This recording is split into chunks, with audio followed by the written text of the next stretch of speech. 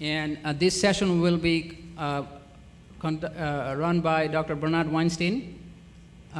He is our professor of English department at Kean University, and he was also a former coordinator of the Holocaust and Genocide Studies program.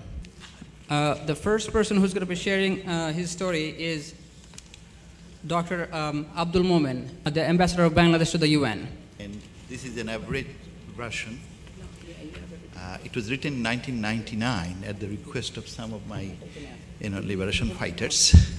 So it was pretty, a few years ago. I just jotted down some of my experience.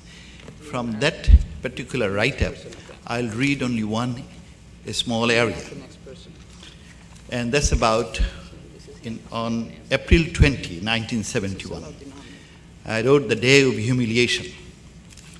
Around 9 o'clock in the morning, the Pakistan Army launched a campaign against the freedom fighters who organized the well-known Boitikore Juddho, War of Boitikore. It lasted for hours. By the by, we went to that area as a refugee. When we fled from the town, we took shelter in that place, and there the army came. When the fight was over, the Pakistani army arrested us and took us away. However, they released the old aged people, including a local doctor who was nearly 80. They kept the young ones like us and started asking questions one after another. They brought us to a school near Ronikyle. They ordered me to get undressed and check my pennies as to ascertain whether I am a Muslim, as if you do not have circumcision, then then you are not a Muslim, and made sarcastic remarks. One young person was afraid and tried to run away, but he was shot at. As I wanted to help the person, they beat me mercilessly. We are kept on roadside in a kneel-down position for the whole night. It was cold and it was drizzling, but we had to endure the tortures as we are Bengalis by birth. I have those marks of bayonet till today in my hand. The following morning, a young officer, Major Rob, ordered us to march with them. They kept us in the front line and asked us to show them the Mukti, which are the freedom fighters, the Army League, and Hindu houses. Since I never lived there, I started to argue with them. However, it did not help. Instead, they got mad and cut my wrist with a bayonet. Those marks of tortures are my pride of liberation movement, and they vividly remind me of my duty to my motherland. We led 5 platoons of army, 3 on the main road and 2 off the road. If there were any habited locality, the army fired their big guns to get a response. If there were no responses, then they proceed onward. We had to do this for the whole day in wretched conditions with no shoes, no sandals, no food, and no water. As I objected, they beat me again, and in the process, I lost my consciousness. When I regained my consciousness, I found myself in front of Lieutenant Colonel Sarfaraz Malik, the commanding officer. He asked me a variety of questions. He commented that you are an army leaguer, a Mukti. He said, I was a young man of 23. He said he had my photograph among the demonstrations in Sylhet. I challenged him and explained to him that I was living in Rawalpindi, Pakistan during 1969 and 70, and I just came to Sylhet only on March 24th. He asked many questions about my staying in Rawalpindi, and miraculously he found that I was close to his cousin, one of his cousins, who was a teacher at the Rawalpindi Women's College. I knew the names of his nieces and nephews. Finally, he released me and said he would visit my parents. My write-up is much longer. For the constraint of time, they have picked up only one part of it.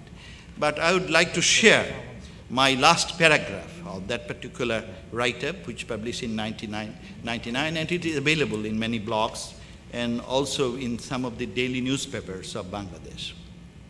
I just want to share my conclusion. My conclusion was, should we forget Mukti Juddhe Chetona, Bangladeshi government and political leaders may have the luxury to ignore those dead ones and squabble over leadership, but how can I forget them? How can I forget Bilkis, whose father was an additional SP of Kumilla and was shot dead? How can I forget my relative and my neighbor and my friends that were killed for no fault of their own? Our Hindu neighbor's college-going daughter was raped. How can I forget her pure face and affectionate behavior? On the Victory Day each year, while we rejoice, I feel pain as we could not honor the dead, not the victims, nor the freedom fighters, yet with due solemnity. I feel bad when I find the national leaders questioning the Mukti Juddhe Chetana. What a travesty of justice, what a shameful act.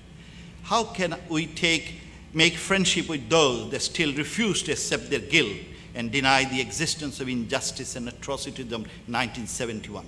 How can we not ask them to solicit mercy and forgiveness for their crime against mankind? A crime is a crime. It cannot be ignored with lapse of time. Lord Cromwell was tried from his dad, and the Nazis of the World War II are still being sought after. The Nazis and the KKK are barred from getting elected in democratic societies. We must not condone a criminal or his crime, nor should we give shelter to criminals. We can only forgive them provided they ask for forgiveness and mercy. There is no alternative known to me.